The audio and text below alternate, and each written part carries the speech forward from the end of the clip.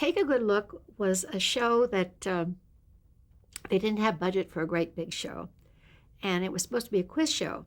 And Ernie said, what kind of a quiz show? And they didn't have their mind up. And he said, well, then I could make the clues, right?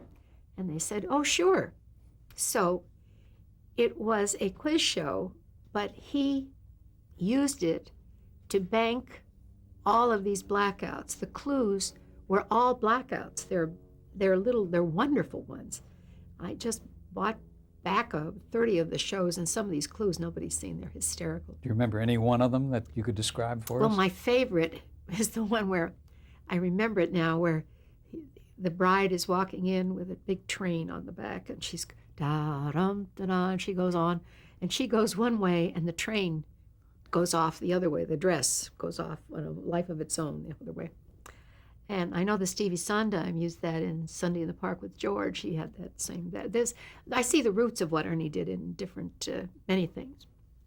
Now, what was the payoff to that? I mean, did he have contestants there guessing? Yes, and it was always either Zsa or myself, and Hans Conried, and Cesar Romero, Carl Reiner sometimes.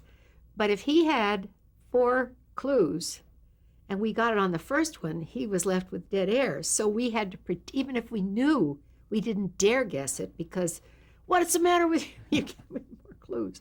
So we had to just sort of sit there, look lovely, and sit there and pretend not to know the answer. And most of the time they were so obtuse, he just banked them because he knew he was going to do another show where he'd use them.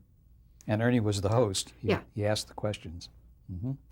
Did people question the integrity of the show since you were married to him and you knew everything that was going on? No, everybody did. It was a farce. Everybody understood it, and it was fake. Well, you can't do that. I'm going to show the clues anyway. You know, it was a comedy show under the guise of a quiz show. It wasn't a quiz show. There wasn't any prize for, it was just really weird. Who was the sponsor? Cigars. Muriel. No, it was Dutch Masters for Ernie. Dutch Masters, and halfway through they came to me, and Jack Mogilescu came to Ernie and said, "We just bought this little company from P. Lorillard. Do you think Edie would like to do the commercial?" He said, "Why don't you ask her?" Everybody said, "Don't do that." Betty Furness was caught in front of that refrigerator, and she never got out, and blah blah blah. I said, "Now wait a minute. Let me get this straight. They're going to say, and here she is, Edie Adams. My hair is going to be done. My makeup is going to be on. And I'll have this beautiful gown on. And they're going to put it on all the sporting events, all of them." They said, yes. I said, guys, I should pay them. And I started in 59 and went on to 78. It was like 18 or 19 years. At that time, it was longer than Jack Benny and Jell-O. It was a long, long time. And just wonderful. They were the nicest people in the world. And you enjoyed doing the commercial? Oh, yes. They were. Then they would spend more on the one commercial than they would on my whole half-hour show. They were beautifully done. And tobacco had a good name in those days. Good name.